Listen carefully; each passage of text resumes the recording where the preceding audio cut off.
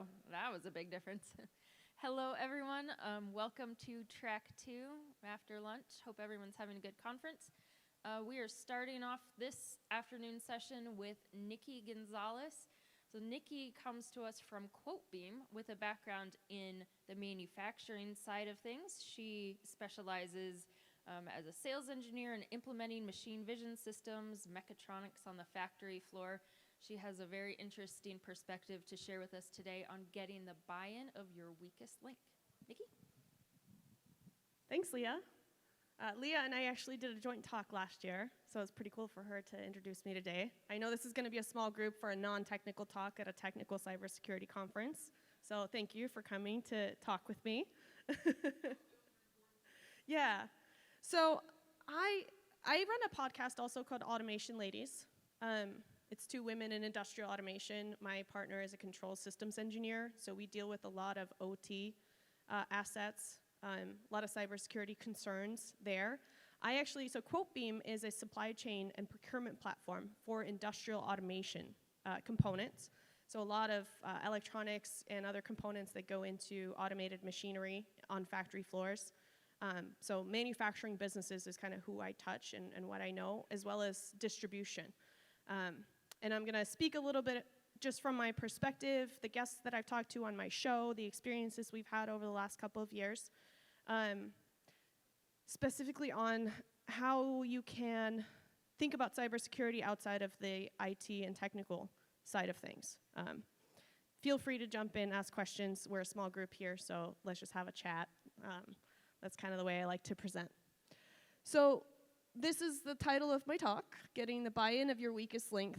And this comes from, again, my perspective of we've been doing some cybersecurity awareness stuff in my industry, and it still baffles me how many people have no idea what is going on or what they should be aware of or what they should be looking out for, particularly when it comes to manufacturers and distributors in this space. Yes, there's the mega ones, but the majority of them are long-tail small businesses that don't come to conferences like this. They don't have cybersecurity personnel. They typically have all outsourced IT. They have very little expertise in-house, and they have very little time, energy, or money to spend on this area. And they are very vulnerable to things like social engineering, basic spoofing, things like that. So I just want to draw attention to some of the things that I've seen in that space. So now with, everything is interconnected. As much as we have, great systems in places like aerospace manufacturing and things that are highly regulated, most of the rest of the industry is very much operating in a fairly old school way, sending emails, faxes in some cases, calling each other with credit card numbers. I still get the attitude that calling you with my credit card number is safer than doing a Stripe checkout because I don't trust the internet. So there's a level of technical literacy that is not at these levels a lot of times, so you have to kind of think about it from a culture perspective. How can you make people feel comfortable engaging in being proactive about cybersecurity, and also just get them to understand that even though their role has nothing to do with IT, they are very important in this whole process. Because as we all know, I think everybody here at this point knows, you can have the best cybersecurity, team or software or defenses in place, and if one weak link in your organization, an employee is vulnerable and does something that they shouldn't, all of those defenses can be for naught, right? So I think it's important that we talk about it more and more often with more people in more places and in more ways. Every employee plays a role in protecting organizational assets. And I think oftentimes in larger organizations, where there are, think about a large manufacturer. At the top, they're a Fortune 500 company. They've got a lot of resources, and then they have maybe 100 different manufacturing facilities, ranging from, a high-tech, almost lights-out factory to, a small little factory that makes, welds backhoe buckets with 10 to 20 employees. And you may have a very different type of organizational culture at that particular plant than maybe you do at the top.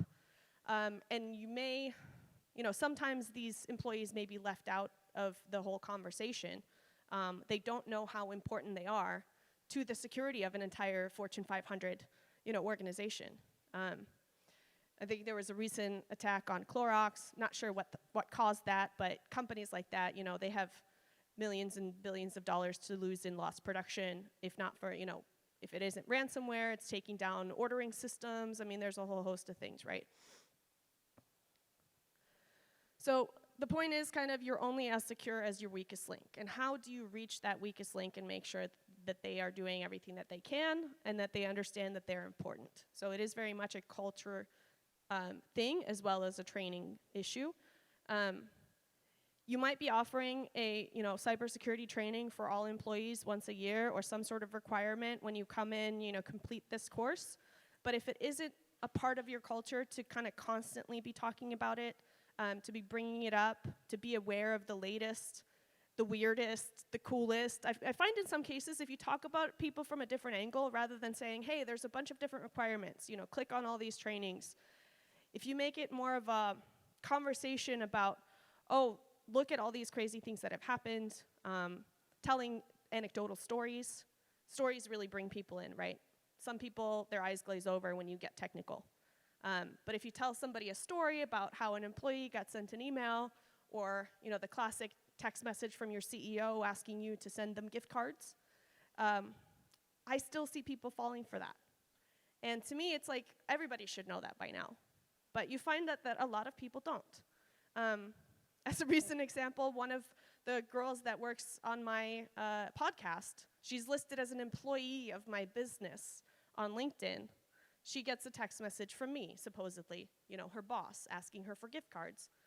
And as much as this is a very smart person, she's highly college educated, she still texted me and was like, hey, did you really, is that you texting me from another number?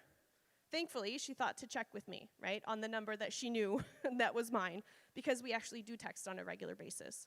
But it catches people in larger organizations where they don't have that one-on-one connection with whoever this spoofed, boss is.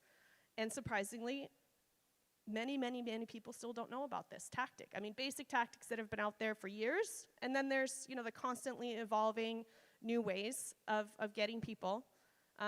If you're not talking about it often, I would say like at least once a month in some capacity, your people are probably not going to be keeping it top of mind.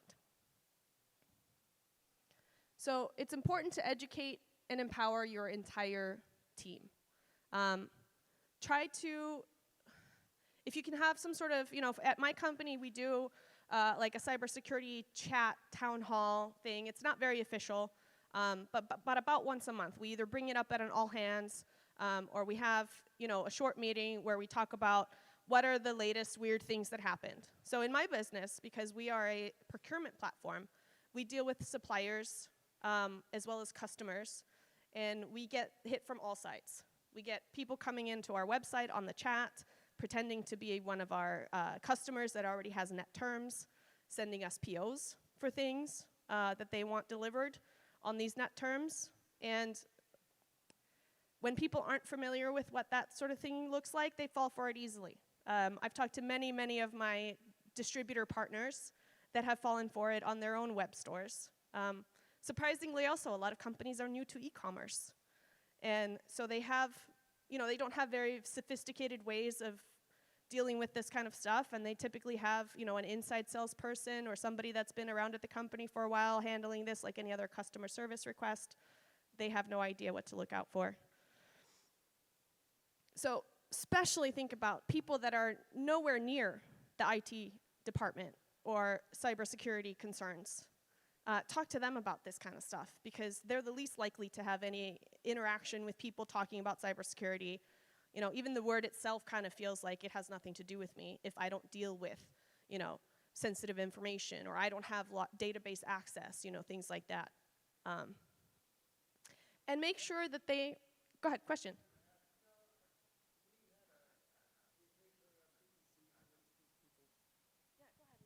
We have BECs against us where people are looking to try to steal money from us, and our accounting department's very good. They send it to me, and I'm, nope, that's not real.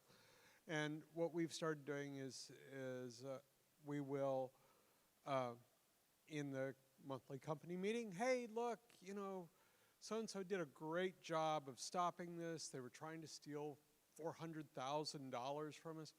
And sort of show, hey, things happen when you do this, and why it's important and what they're trying to steal. Very good. So, like you said, at a company meeting, every month, you kind of make this a topic and highlight people. So that's one of my other slides up here. I guess my pictures are not showing up, sorry. They really are not important though, just to make the slides prettier so that there isn't just a whole bunch of text. But yeah, encourage open communication about any vulnerabilities as well. So anybody in your organization can catch a potential problem or vulnerability that may not be in the purview of the IT department. So both let them feel like it's important that, hey, if they bring something up, it's important, everybody wants to hear it, not that it's going to cause them a problem, right? Or that they might be looked at badly if they poke around and, show concern. And the other thing is reward people that actually do report something, whether it's they stop something, or even if they accidentally, let's say, clicked on something they shouldn't have, reward them for being upfront and open about it and bringing it to management as soon as they possibly can, right? I think kind of punitive, oh, you did something wrong. A lot of people are scared of reporting things like that. So just fostering a culture of let's talk about all of it, because not talking about it hurts everyone. And then reward people, exactly. So make sure that they are recognized for that. If you can give, especially if you have an organization with a lot of like hourly employees or people that don't make, huge sums of money, give them a gift card or, a cash reward for speaking up about something like this. It costs you hardly anything, and it can really be a huge incentive to people that otherwise, a $50 Amazon gift card, you'd be surprised at how much that can motivate some employees just to be on the lookout for you. So honestly, I mostly wanted to, talk about the different examples and how, so I've also had, cybersecurity awareness panels on my podcast.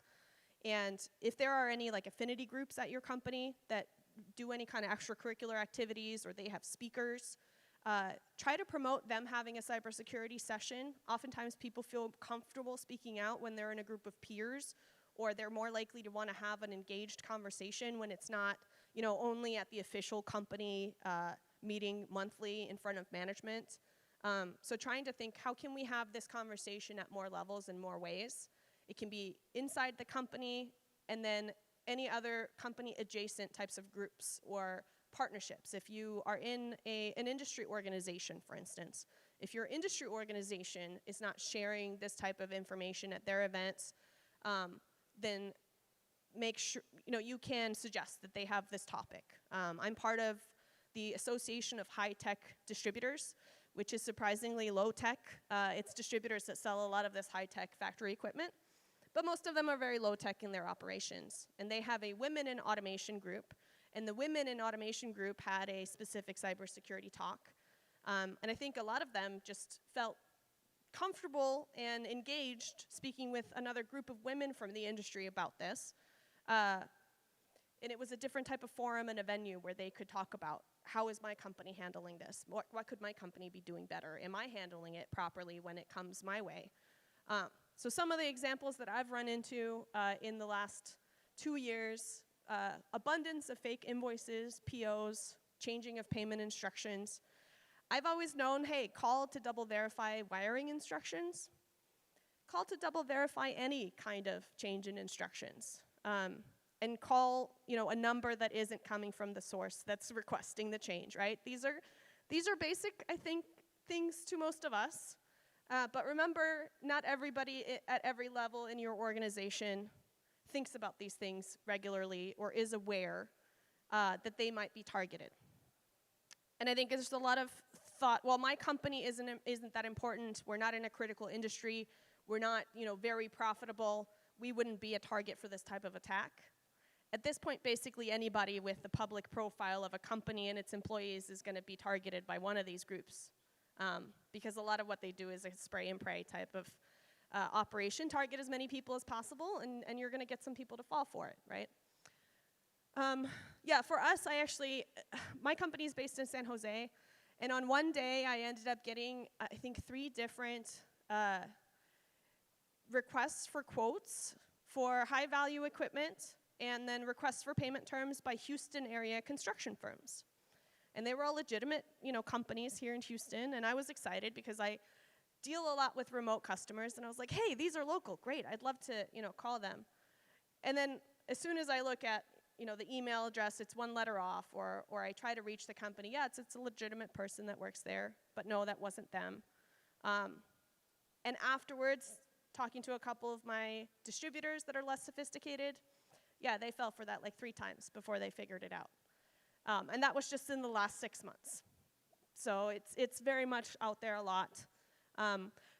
One that we've seen a lot more often now is collaboration invites from our customers from their actual email addresses, inviting us to collaborate on a project through Microsoft, some sort of project collaboration or OneDrive. And then it asks you to log in with your Microsoft 365 credentials. Pretty basic. I know not to do that. I know my customers don't, request collaboration this way with me because we run a collaboration platform. But most of my vendors, they don't. And they use MS Teams, and they're not very sophisticated users of Teams and Microsoft products. So again, many of them have unfortunately fallen for this. And then what happens is those credentials get hijacked to then, spoof or dupe more people in their supply chain network, right? Getting to their vendors, getting to their suppliers, and so on. Credential reset emails to employees. Again, this came to our small organization, and somebody in our company was like, hey, is this legit? And thankfully asked before they clicked to reset a mandatory reset of our company credentials. Text messages from the CEO or manager, I mentioned this earlier, the most common thing here is gift cards, but there have been crazier attempts like sending a Teams invite through a text message or a Slack, and then spoofing a person on the Teams through video, asking for immediate need for sensitive documents, things like that. That one caught me off guard. I hadn't seen that one before. But with the generative AI opportunities now, all you need is a short audio or video segment of somebody public in your company, and they can generate a deep fake of that person, and they can put you on a Teams meeting with them. And so what I've started to implement both at home with my family and within my company is some sort of, we haven't had to use this yet, but a safe word or phrase or question that we all know, that we know internally is something that, hey, if you're not sure if this person is legit, you can start with that. In addition to, of course, look at the phone number, look at, where it's coming from, the domain name. I'm really surprised still that the one letter off from the regular domain name is still catching people, tripping people up. There's, of course, plenty of software to monitor those types of emails. But smaller organizations typically don't invest in, those types of solutions, at least not yet. So we gotta, just make sure that everybody is aware that these are happening. Bogus payment instructions from hacked emails by vendors. So it can also come from the correct domain of your vendor. I read a interesting insider article recently. This was not a B2B, but it was a guy, waiting to pay for a pool construction, and finally it was their line. They've been trying to get their pool in the queue with their contractor for a year, and finally the contractor emails and says, hey, we're ready to start your pool. Go ahead and send some of your deposit via Zelle. It wasn't the contractor, but his email had been compromised, and he communicated with this customer and collected $30,000 in a down payment for a pool that doesn't exist. I mean, it's just, they're everywhere, right? Excel file calculators, bill of materials, and quote requests. This is, again, very commonly used in the supply chain, in the long tail of supply chain for almost any type of company that buys supplies. Bill of materials are still typically being passed as Excel file attachments. And those, Excel files can be a great vehicle for malware and all kinds of malicious things. Again, I think everybody in here knows that. But surprisingly, a huge number of people that deal with Excel files on a day-to-day basis have no idea that those can be. It used to be, oh, don't click on an executable file, right? That's kind of what I knew as the basics. I had no idea that malicious, like you could get a request for a quote with an attached bill of materials from a customer that you actually know, and that can be malicious. So it really is a matter of just talking about this more often, telling the stories. And trust me, people are interested in these stories. They're salacious, they're interesting. It's not like it's a dry, boring topic for the most part, or at least I always find them interesting when somebody brings me a new example of how they were hacked or how they averted an attack because somebody happened to catch these things. So there's all kinds of stats on doing a regular cybersecurity training for low-level employees will reduce the number of clicks on these types of emails by anywhere from 37 to 91%. So it's a simple matter of consistently bringing it up, making sure that they're thinking about it all the time. And I would say way more than once a year, make sure that this is a topic of conversation at every level of your company. What I found, with my podcast as well, we try to bring it up as often as possible when we're not having cybersecurity-focused conversations, because it is something that we all have to think about. My partner has to carry a huge amount of cybersecurity insurance just to be able to, remote network into some machinery on a factory floor. To her, it's really important to talk about it and be aware because A, she has to pay for the insurance, and B, hopefully she never has to use it. Because I don't know, how easy it is to renew or how your premiums go up after you've used those. Right.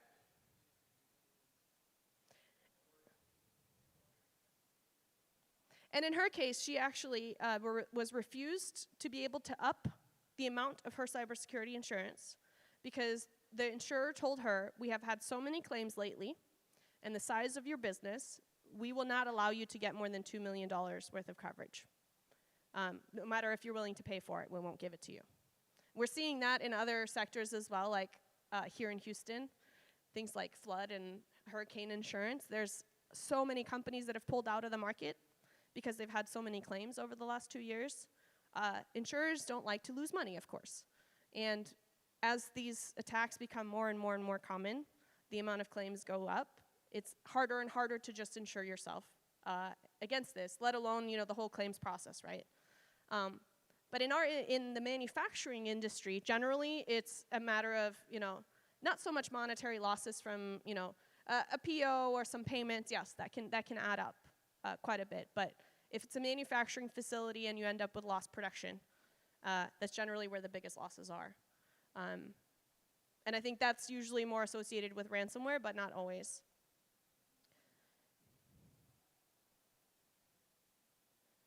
So even if your organization is completely buttoned up, you're talking about all these things all the time in all the places, you don't exist in a vacuum, right? We have supply chains, all of us do. You have vendors, you have partners, you have customers that very well may be much less sophisticated than you are. So again, what I found is talk about this with your partners. I try to mention it to my vendors that I work with. That's how I know that they've fallen for these things, because they've told me. And if I didn't ask, I wouldn't know, because generally people don't want to go around advertising the fact that they've fallen for scams or that they've been vulnerable or that they were missing something, right? It's embarrassing. It's not a good look for you as a vendor or whatever. But if you normalize talking about it, then more people are going to be comfortable sharing. The more we can learn and we can be on the defense together. So really, it's a cultural issue inside of your organization as well as outside. And really that, I mentioned on an earlier slide, but it really should come from the top, not from the cybersecurity officer or from the IT department. It needs to be the C-suite, the managers in departments, everybody kind of repeating this line. We want to talk about it. We want to be aware of it. We want to reward you for thinking about it. So if you're in a position to run, outside tests and things like that, just make sure that you're positive in the way you interact with employees that make a mistake, that click on the thing that they weren't supposed to, right? Always try to do positive reinforcement that generally helps people have a positive association with being proactive, rather than feeling like it's going to be a punitive thing. So I think the best that I've been able to tell people in my network, in my industry, is just watch out for these things and always verify, right? If something looks off at all, and some of the biggest clues to me in emails, does this sound like the person you normally talk to? Did it say, kindly share something when the person you talk to normally doesn't talk that way. Weird email signatures. I mean, just formatting stuff, right? They send you a PO and it's almost the same, but not quite the same as the way it normally looks. Those are all things that you can very easily have a pattern recognition, ability to spot, but if you don't know to look out for it, so many people are overworked these days. They're stressed out, they're underpaid, they're overworked, they have problems at home, whatever it is. They're trying to get through their job as fast as possible. They oftentimes miss things that they shouldn't if they had been looking closer. So you really got to train them to have that pattern recognition ability on all the time, even when they're kind of on autopilot. It has to become part of their autopilot, of their job, to look out for these things all of the time. So that's really it. I also just wanted to open it up to the room. If anybody else, make this a collaboration, right? I'm trying to talk about it all the time with everyone, everywhere. Does anybody have tips or stories to share that maybe somebody else in the room can learn from? One thing I'll point out is that it's not always the low wage. I mean, where I work is an office environment, so we don't have particularly low wage people, but the C-suite is just as bad. And in fact, they're worse because ego. It's not going to happen to me. Luckily, they have admins working for them that are, oh, nope, don't click on that. So they're pretty good there. We get a lot from that. One thing I did just this month is, for Cybersecurity Month, is I pulled one of the phishing emails. We got a real phishing email and took it apart and posted it. And here's the flags I saw. Here's this, here's that. I don't know how many people read it, but I enjoyed doing it. You got to think a little bit like a marketer in these instances too. How do I get a good hook on the email subject line so that everybody in my org reads this? Tell them an interesting story, right? But yeah, I've worked for a CEO that got duped to pay. I mean, it's a classic scam. You're registered for a conference. They call you. The hotel block is about to sell out. Go ahead and book, the 10 rooms before they sell out. And then they're not quite the hotel, so they charge your credit card up front. They didn't technically fraud you, but they relied on you being in a hurry, not having a lot of time. You're trying to just do something quickly because it's in your queue, but it's not a priority, but somebody made it a priority. Another thing would be if you're doing government contracts. I mean, this is the same. Like, if you buy a house nowadays, good luck. Your mail is going to be filled with somebody trying to convince you that something is super important about your mortgage, that it's from your mortgage company, for the next 6 months. And I've had people fall for that. Those are residential things, right? But all of these types of things are replicated at work, right? You got a new project with the government. Now you're all of a sudden going to get, 20, 30 different offers of something that you have to do to qualify for this or to move on to the next stage, but it's not actually from the government agency. It's from somebody very close, looks very similar. And again, it relies on somebody's lack of time.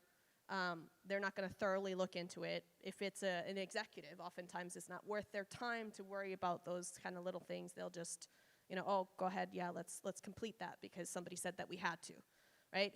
It was a small potatoes, $5,000, but I had a busy CEO that fell for that once. So again, not something that you talk about too often, CEOs or C-suite people or higher ups. It's harder to admit mistakes sometimes. But that's why it has to be from the top. It has to be an organizational thing to want to talk about it. My CEO also was one of the people that sent the email to IT going, do I have to reset my password now for the organizational required password reset credential thing? So now we make sure that we all talk about it all the time. Anybody else have any questions? Examples, ways that you've had success talking about this in your organization or with any partners? Yeah? I'll give you the mic. So I work in a really large organization, and the issue is really trying to communicate to everybody and that we have a lot of non-knowledge workers that we need to have as partners as well. And so this idea of how do you communicate with those populations, number one, and number two, gotten really good at our fake phishing, so much so that it's enraged some people that they were phished, and some of them were because we wanted to show how the expediency can make you go, oh, I knew it was wrong, but I still clicked on it anyway. You know, we've done some like, there's an emergency in your area. People felt like it crossed the bounds, but it was one of these things.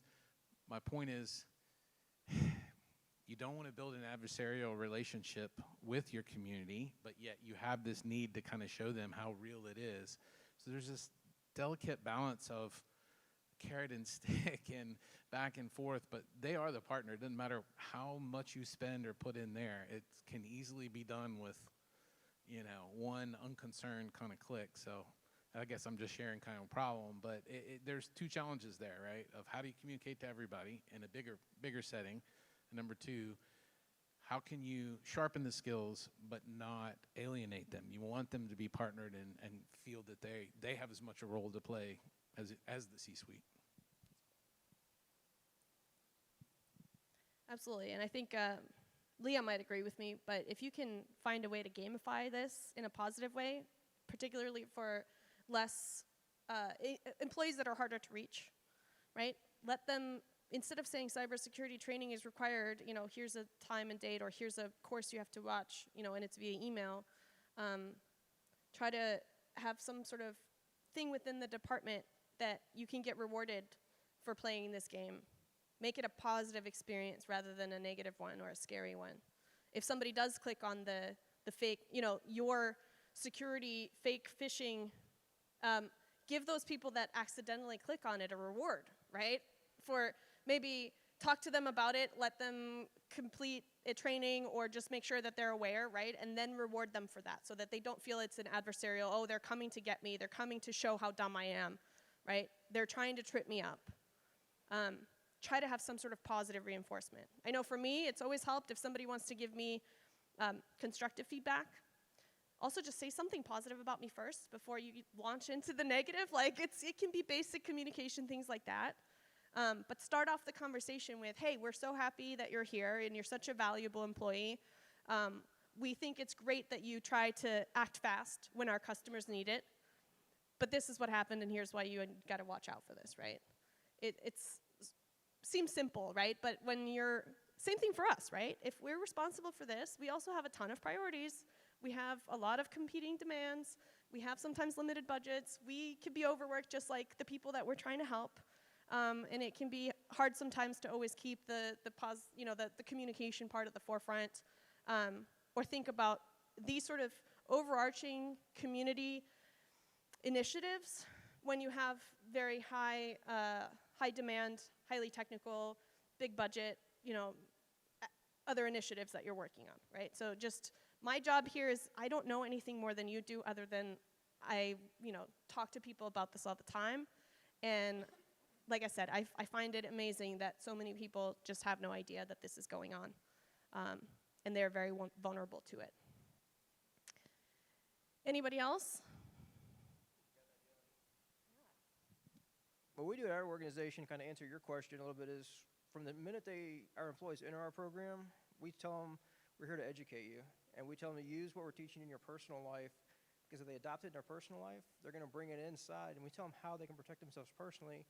And we start getting feedback from them of how they found phishing emails personally, and they start bringing that to the business. What we do with the phishing emails like you're talking about is we also continually emphasize with them, we don't treat them as gotcha moments.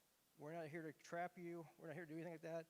If you get one, we'll sit down and help you identify where you made mistakes, but we're never here to trap you. We're not in the SecOps giving each other high fives, hey, we got another one. It's like we want to try to figure out where you made a mistake and help you learn from that. So we never treat it like a gotcha moment. As we constantly reinforce with them. And we built up this tremendous amount of trust with our employees because we continually tell them that, and we follow up with the actions, and they believe us on that. So.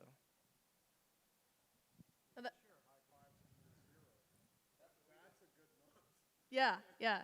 I mean, does anybody have like this many days since our last cybersecurity incident posters up in their facility? We have those like this many days since the last accident in manufacturing facilities. that might be an idea.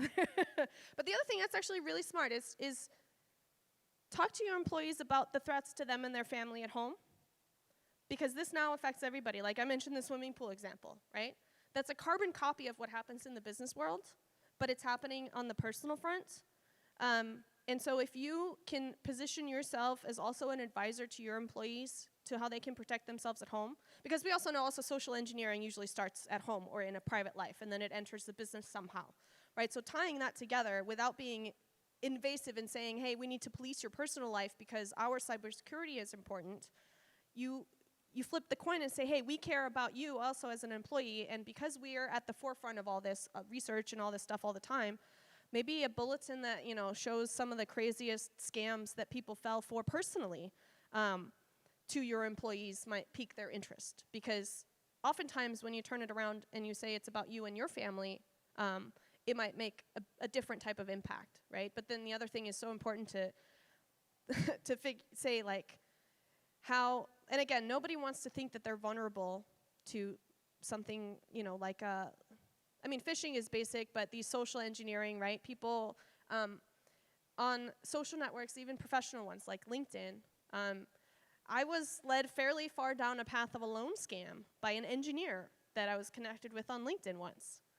And in hindsight, I'm like, what was I thinking? Like, clear red flags, but at the time, it was during COVID, things were very stressful. I was pregnant, I was, so many reasons why you look back and you're like, what the heck was I thinking? But it catches you from the unlikeliest of places. And if I were to have been talking about that at work more or in my professional circles at the time, I probably would have caught that red flag super early, right? Because once you're thinking about it, you're going to end up thinking about it everywhere. So I guess that's the main point really here of my talk is how can you get all of your people thinking about it all of the time in the back of their mind like it's second nature, that they need to look out for themselves, their family, their company, their network, from these in all directions, whether it's audio, video, text message, social networks, messaging apps, groups. There's the AI companions now, people finding love on the internet. I mean, all kinds of things, right?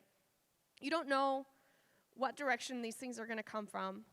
Another thing is just, what are the signs that something from my personal life is trying to get into work? If somebody that you met, is asking you questions about work that seem a little bit more than basic interest questions, how to watch out for those sorts of things, for instance. I think a lot of people don't think about that either. So, unfortunately, big complex problem, never probably fully to be solved. But I think if we try to remove the stigma, we talk about it more often, we make it more positive, we can all make an impact together.